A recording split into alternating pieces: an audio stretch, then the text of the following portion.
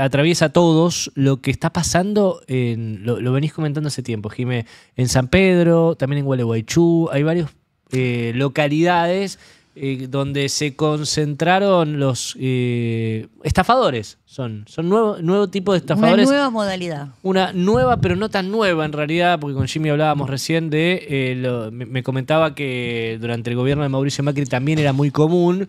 Y esta en particular se llama Rainbow, que es Rainbow X, que es una estafa piramidal, Sí. una estafa Ponzi.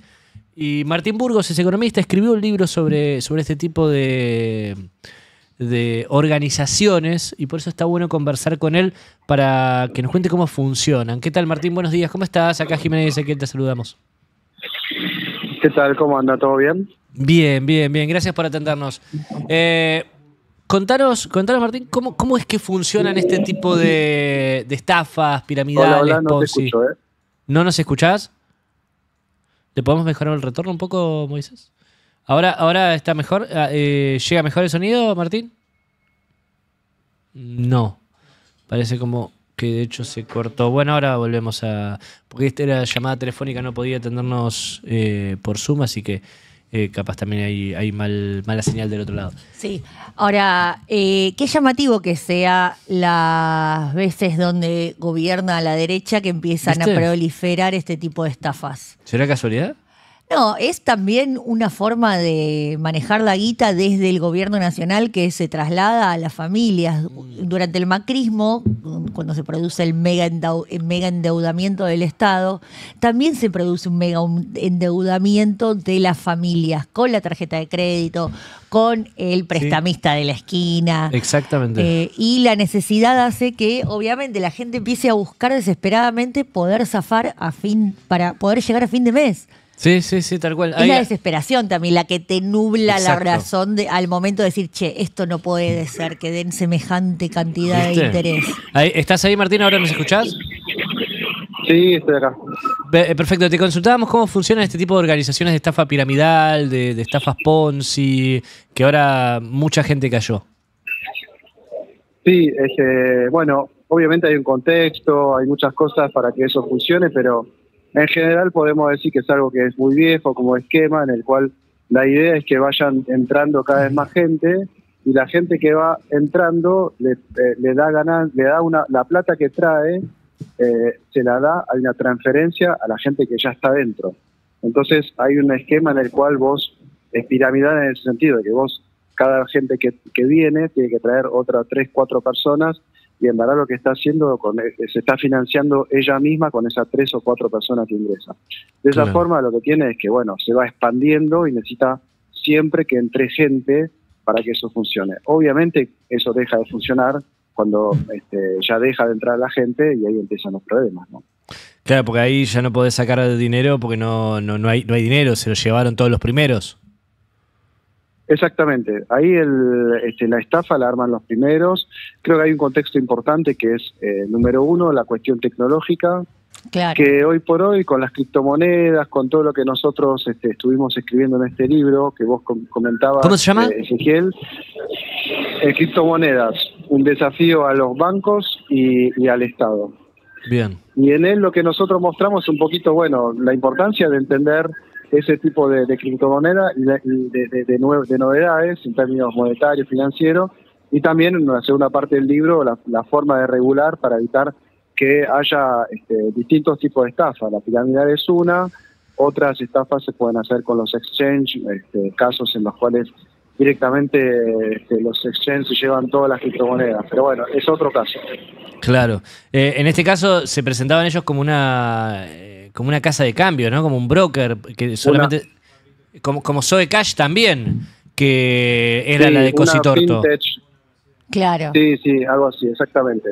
Estamos viendo también en Argentina, como otra parte del contexto, una mayor financiarización de la gente. Es decir, que la gente, en vez de ir al plazo fijo directamente, lo que empezó a pasar de hace ya varios años, por la inflación sobre todo, es que empezó a preguntarse si los dólares que tenía bajo el colchón, los pesos de su sueldo, no tenían mejores horizontes y se iban para el lado de la bolsa, para el lado de ver qué pasa con los bonos, con las acciones. y también las criptomonedas. Y cuando empiezan ese tipo de esquemas, ha pasado ya en Catamarca también con Bachiani, ¿no? Que en la provincia dejó un tendal de gente que perdió mucha plata.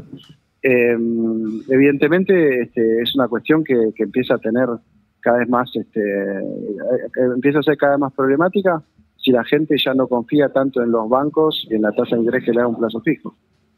Claro, ese también es un problema importante. Y los momentos de crisis, decía recién Jimé, los momentos de crisis suelen haber un auge de este tipo de casos, ¿no? Sí, totalmente. La gente está más desesperada. Incluso hay un caso, hay un ejemplo, ¿no? Los primeros que entran sirven de ejemplo para los que siguen. Dicen, no, mirá, yo entré y a los 3 meses pude sacar toda la plata. Claro. Y entonces, obviamente, eso sirve como ejemplo para todo el resto que se van enganchando. Entonces, también los primeros van generando una plata, un dinero importante, y eso a la gente que, por ahí los últimos que llegan, que son los que menos información tienen, menos plata tienen. A veces lo que pasaba es que en el caso de Ademar Bachiani en Catamarca se armaba pozos con millones de pesos con gente que solo tenía una pequeña porción para poner, no llegaba al mínimo para poner la plata. Entonces juntaban entre gente que no que estaba más dificultada, juntaba plata para poder llegar. Claro, ahí en ese caso lo que había pasado también es que los lazos con la política eran importantes. Muchos políticos, el hermano del gobernador se había metido. Entonces ahí también hay un importante impacto por ese lado. Hay mucho también de adorar al multimillonario, ¿viste? Entonces, como él se hizo multimillonario, voy a seguir sus pasos para ser yo también, ¿no? Sí. Ahora también hay el tema de los influencers. Claro, exacto. De la gente que le hace propaganda y que le hace... Bueno, Milei hizo hace un par de años con CoinX, hizo lo mismo. CoinX era un esquema muy similar y él, bueno, hay un YouTube bastante conocido que él entra, hola, ¿qué tal? Llegó el León, y que invitaba a la gente a invertir en CoinX. Bueno, esa CoinX obviamente ya no existe más, pero bueno, él fue importante porque la gente que le cree, en su momento le creía, y bueno, la gente metió la plata ahí. Bueno, esos casos de también, ¿no? El rol que tiene esta gente, o más allá de eso, ¿no? La cantidad de publicidad que hay de criptomonedas y todas esas cosas, o Zoe Cash, que también empezaba a publicitar en camiseta de fútbol. Bueno, toda esa cosa también tendría que ser regulada. Se habla mucho del juego últimamente, ¿no? Bet.com y todas esas marcas, pero creo que también hay otra movida con todo esto de las criptomonedas que también habría que poner el ojo. Martín, ¿vos observaste que este tipo de estafas piramidales vinculadas al mundo de la tecnología, a las cripto, o supuestamente vinculadas a las cripto o a ese mundo, tienen mayor auge en momentos de gobiernos que son favorables al capital financiero, como por ejemplo el macrismo o Milei? Sí, cuando uno mira un poco los datos que hay a nivel global, no es que Argentina se destaca, por ejemplo, en determinados momentos, porque eso también, lo de las criptomonedas, ahora las criptomonedas en general, no se destaca Argentina ni de otros países del mundo, sobre todo del mundo periférico. Y ese caso de estafas aparecen en muchos lados, y es una preocupación. Incluso el Banco Central Europeo ha empezado a tratar de regular todo ese tipo de negocios financieros por Internet, porque evidentemente es algo que empieza a ocurrir en varios lados. Recordemos que Ponzi es alguien que hace un siglo atrás empezó a hacer una estafa similar en Europa del Este, con lo cual es algo que de por sí viene de lejos, y bueno, simplemente yo creo, sí, en Argentina me parece importante que ese hecho que la gente desconfía mucho de los bancos, después de la historia de Flambonex, la historia del Corralito, del 2001, del Corralito, entonces tiene la plata en cualquier lado, bajo el colchón y todo eso. Bueno, como resultado lo que ocurre es que, bueno, eso le da más oportunidad para que, bueno, sabiendo que la gente tiene la plata en ese lugar, que la tiene medio suelta, bueno, empezar a trabajarla por otro lado. Claro. Lo que decías también de los criptoactivos que tienen mucha publicidad, bueno, el caso de la casa de cambios más grande del mundo en cuanto a flujo de dinero es Binance y es dueña de, creo que es la segunda mayor dueña de acciones de Twitter, después de Elon Musk, por supuesto, ¿no? Fue una de las que lo apoyó. Entonces la cantidad de publicidad que vemos en Twitter de Binance tiene que ver con eso, con que es la segunda mayor accionista. Y eso es algo que no va a cambiar.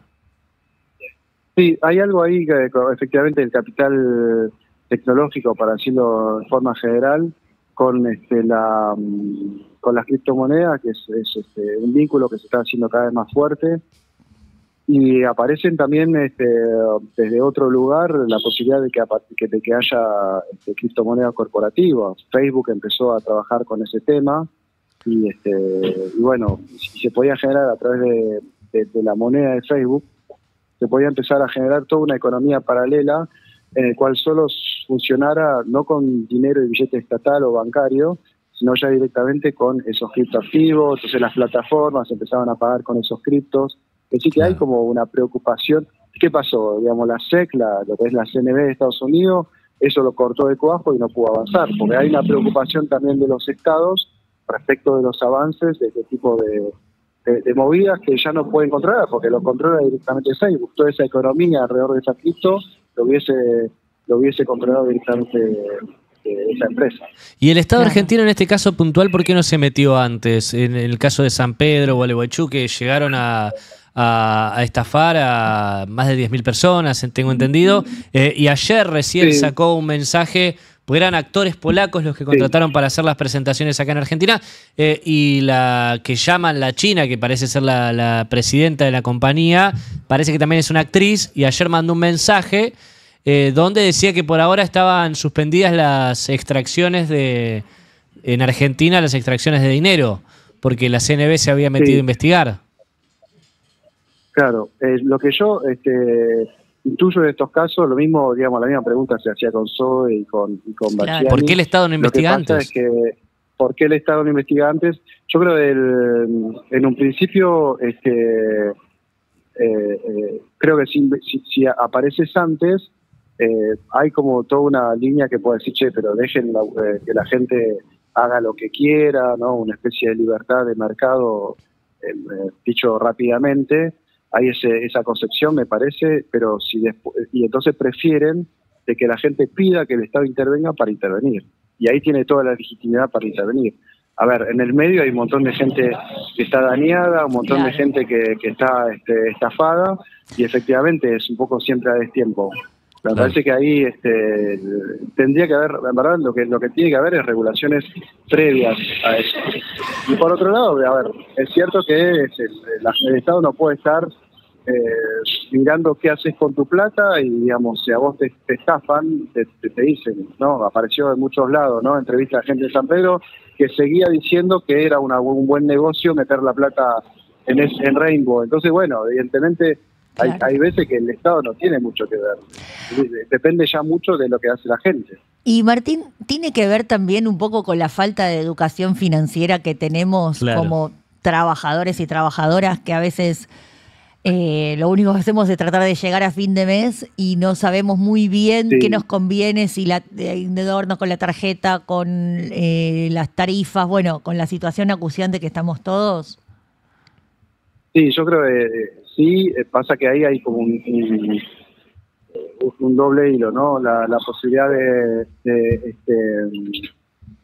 que, bueno, eso abra la puerta a que cualquiera en Internet empiece a hacer clases de educación financiera, ¿no? Que es una puerta generalmente a que te metan en ese tipo de esquemas, porque recordemos que Cositorto también hacía educación financiera, ¿no? Era una Entonces, escuela, la educación financiera de hecho. Sí, pero tiene que ser, claro, a través de Supuestamente, organismos regulados, bancos públicos, la propia Comisión Nacional de Valores, es decir, o el sistema educativo reconocido y que estén habilitados. O el sistema educativo, pero con gente que esté efectivamente habilitada para eso, sí. Claro, sí, ese es un gran problema, porque ahora, además con esto de disminuir la edad de inversión en bolsa, de timba en bolsa a los 13 años, las propias sociedades de bolsa salen a decir tenemos que dar capacitación, educación financiera. Sí. ¿Y cómo se puede ver eso? Me parece que, bueno, hay la edad de votación. digamos, hay un tema ahí, ¿no? Que está sobrevolando un poco todo esto, que hace el Estado, esto, lo otro. Es a partir de qué momento podemos decir que la gente es un poco, se tiene que un poco hacer cargo de sus actos, ¿sí? Y que no tiene que estar siempre el papá Estado para decir ahí, así para decir lo que tenés que hacer o no. Me parece que hay también algo de eso, de que si la gente, si estamos diciendo que pues, se puede votar a partir de los 16 años, ¿por qué? Bueno, no se puede también manejar dinero a partir de los 16 años. La gran pregunta que uno se hace ahí es de dónde viene ese dinero. Evidentemente puede llegar a ser dinero de los padres, porque a los 16 años no creo que nadie esté trabajando y tenga una acumulación de dinero como para decir, bueno, lo voy a invertir en la bolsa. Y además yo creo que nunca se da mucha cuenta de en los peligros que puede llegar a hacer eso, ¿no? Yo recuerdo hace un mes atrás hay un chico no tenía 20 años que falleció de un balazo en la cabeza. Era un pibe que decía que, bueno, traigan su plata, yo la pongo en cripto, le doy ganancia, ese tipo de cosas. Claro. Y lo que pasa con las criptomonedas es que atrae muchas veces al narcotráfico y a todo lo que es el negocio ilegal. Claro. Porque nadie te puede rastrear. Entonces, evidentemente, no digo este caso porque no tengo ni idea, obviamente, pero eso habilita también a que haya una conexión entre gente que no tiene mucha idea de las finanzas ni con quién se mete, y todo eso, esa delincuencia que necesita lavar el dinero mal habido, y bueno, y que obviamente puede terminar mal, como creo que pasó en ese caso. Ahí yo creo que hay una situación que hay que revisar. Martín, muchas gracias por explicarnos todo esto. Bueno, gracias a ustedes. Gracias. Un abrazo grande. Hasta luego. Martín Burgos, economista, que escribió un libro sobre este tipo de estafas, ¿no? Que utilizan siempre además los criptoactivos.